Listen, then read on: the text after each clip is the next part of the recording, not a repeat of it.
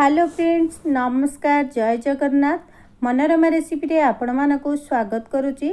आज चलंतु प्रस्तुत करिबा छेना परी पूरा नरम नरम चितौ पिठा। सेथिबे आपण माने रेसिपीटी को संपूर्ण देखिबे। आशा करछि रेसिपीटी आपण मानकु निश्चय भल लागिबो। ताले चलंतु एबे रेसिपी स्टार्ट करिबा। सेथिबे मु एठी नेइची गोटे कप नेइची। आपण ए कप जागरे ग्लास गिना जहाँ भी आपण नेइ पारंती। मेजरमेंट करबा पई सुविधा हबो। सेथिबे मु एठी 2 कप चावल को पानी रे एठी बतुरे दबा 6 रु 7 घंटा पई।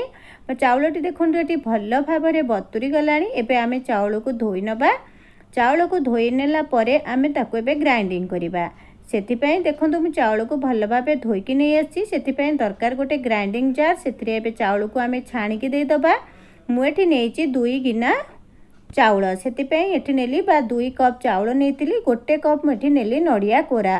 एथिरे आधा कप पानी दे ताको आमे एबे भल भाबरे चिकन करी ग्राइंडिंग कर नै आसीबा। आ तार गोटे सुंदर बास्ना पई आमे एठी दबा 2टी गुजराती।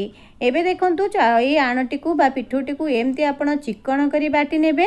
चिकन करी बाटी नेला परे आउ आधा कप पानी दे मु एबे ग्राइंडर जारटी को भल भाबे धोईकी नै आसीबी।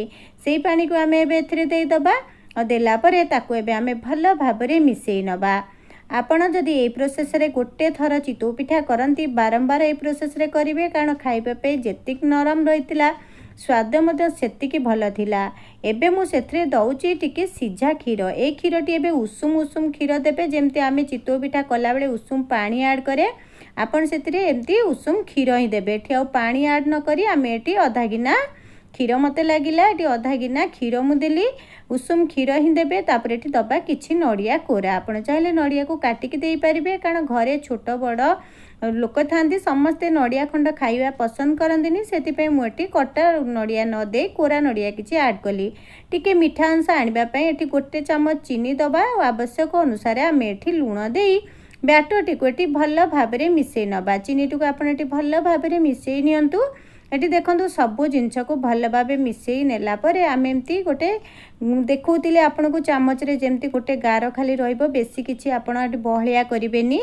एठी दबा गोटे पिंच आमे बा गोटे छोटो चामच रे मु नेइछि एठी खाइबा सोडा टिके ऐड करिबा, कारण आमे जेहेतु सांगे सांगे याको प्रस्तुत करिबा। जदि आपण आकु रेस्ट करिबा पई किछ समय छाडिबे ताले आपण एठी सोडा ऐड न कले चलिबो। जेहेतु मु सांगे सांगे करूछि एठी सोडा टिके दे ताकु भल भाबे आमे मिसेई नबा। बास बैटर टी आपन को एतिकी पतला दरकार।